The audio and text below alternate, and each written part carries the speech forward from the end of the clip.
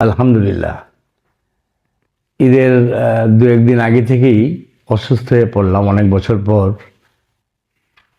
এবং প্রায় 10-11 দিন বিছানায় ছিলাম। হাসপাতালে ছিলাম, হাসপাতালে এসেছি, গেছি, ভর্তিও ছিলাম। তা আলহামদুলিল্লাহ, আল্লাহ আমাকে অনেকটা সুস্থতার পথে এগিয়ে নিয়ে যাচ্ছেন। আপনারা যারা আমার জন্য দোয়া করেছেন এবং সবার কাছে আমি কৃতজ্ঞতা জানাচ্ছি, সবাইকে ধন্যবাদ। অনেকেরই ফোন ধরতে পারিনি, ফোন ধরা নিষেধ ছিল। তো আসলে তেমন কিছু হয়নি। আজকে আমার যে অভিজ্ঞতা হলো এই কয়দিনে, যে ওষুধ খেলে 7 দিন লাগে আর ওষুধ না খেলে 1 সপ্তাহ লাগে, এই হলো অবস্থা। তো আমি আমার পারিবারিক বন্ধুদের চাপে, সন্তান স্ত্রীদের চাপে ওষুধ খেয়েছি, ইচ্ছার বিরুদ্ধে। ওষুধ আমি খেতে চাই না, তারপরে ওষুধ খেতে হয়, সামাজিক বন্ধনটা ঠিক রাখতে হয়। তা আমরা ওষুধপত্রের চেয়ে যদি নিজেরা নিয়মিত খাবারের নিয়মটা মেনে চলি, তাহলে মনে হয় আমাদের সুস্থতা সবসময় অক্ষুণ্ণ থাকবে। আমি নিজে কিছু অবহেলা করেছি গত 3-4 মাস, আপনারা জানেন, অনেক পরিশ্রম করেছি। নিয়ম মতো খাওয়া দাওয়া করতে পারিনি, চলাফেরা করতে পারিনি। সব মিলিয়ে অসুস্থতা অনেক বছর পর আমাকে আক্রান্ত করেছিল। তো আলহামদুলিল্লাহ, যে আল্লাহ যাদের ভালোবাসেন তাদেরকে মাঝে মাঝে অসুস্থতা দেন, যাতে আমরা উপলব্ধি করতে পারি আমাদের বিচারের সম্মুখীন হতে হবে। এই জিনিসটা যদি আমরা মনে রাখি, তাহলে পরেই কিন্তু আমাদের সমস্ত মান অভিমান, দুঃখ কষ্ট সব দূর হয়ে যায়। আমরা মন প্রাণ দিয়ে যদি মানুষের সেবায় নিয়োজিত থাকি যে কোনো অবস্থায়, তাহলে পরেই মনে হয় আমরা আল্লাহর প্রতি আরও বেশি নির্ভরশীল হতে পারবো এবং নিজেদেরকে সুস্থ করতে পারবো। আজকে এই কয়দিনে অনেক ঘটনা ঘটে গেছে বাংলাদেশে এবং পৃথিবীর বিভিন্ন দেশে। তেল নিয়ে যে তেলস্পতি কারবার চলছে, আসলে বাস্তবকে মেনে নিতে হবে। সারা পৃথিবীতে যুদ্ধ চলছে, শুধু এটাই ব্যাপার নয়, এখানের নিয়ম শৃঙ্খলা আমরা আসলে কেউ মানি না, আমরা অস্থির হয়ে যাই। এই অস্থিরতার কারণে আজকে দীর্ঘ দীর্ঘ লাইন। এই লাইনগুলো কেন হয়?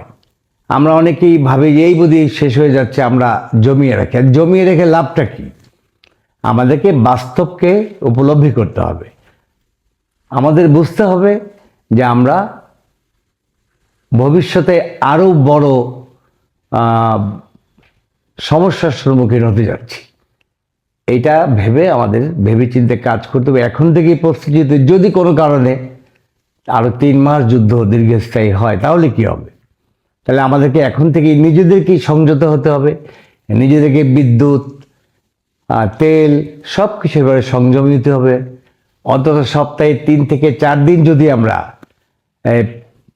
প্যাডেলওয়ালা রিক্সায় চলাফেরা করি, যাদের খুব বেশি প্রয়োজন তারা যাবে।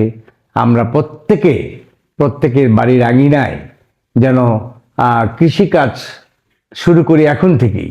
কারণ যদি সমস্ত আমদানি রপ্তানি বন্ধ হয়ে যায়, তাহলে আমাদের দেশ কী করে চলবে? আমাদের একমাত্র উপায় কৃষি। এবং আমাদের যে 10 কোটি মানুষ কর্মক্ষম রয়েছে, এই 10 কোটি মানুষ তার বাড়ির প্রতিটা আঙিনায় একটা করে সিম গাছ, একটা করে ঢেঁড়স গাছ, একটা করে লাউ গাছ, একটা করে করলা গাছ, এরকম বিভিন্ন সিজন অনুযায়ী সবজি লাগাই। অ্যাটলিস্ট নিজেরটা কিনে খেতে হবে না। এভাবে 10 কোটি মানুষ যদি 10 কোটি ফলের চারা লাগাই, 10 কোটি সবজির চারা লাগাই, তাহলে আগামী দিনে আমরা যে কোনো সমস্যাকে মোকাবেলা করতে পারব।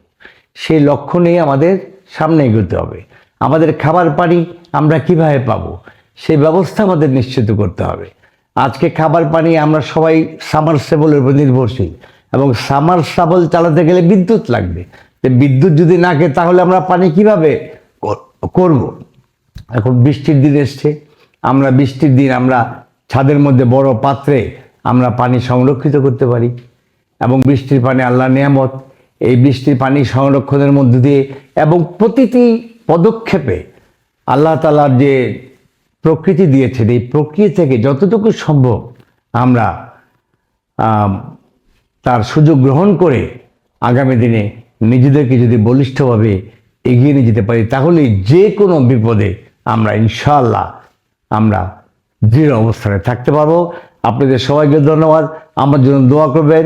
যদি সুস্থ থাকি ইনশাল্লাহ আগামীতে আবার আপনাদের সঙ্গে বক্তব্য নিয়ে হাজির হব। ধন্যবাদ।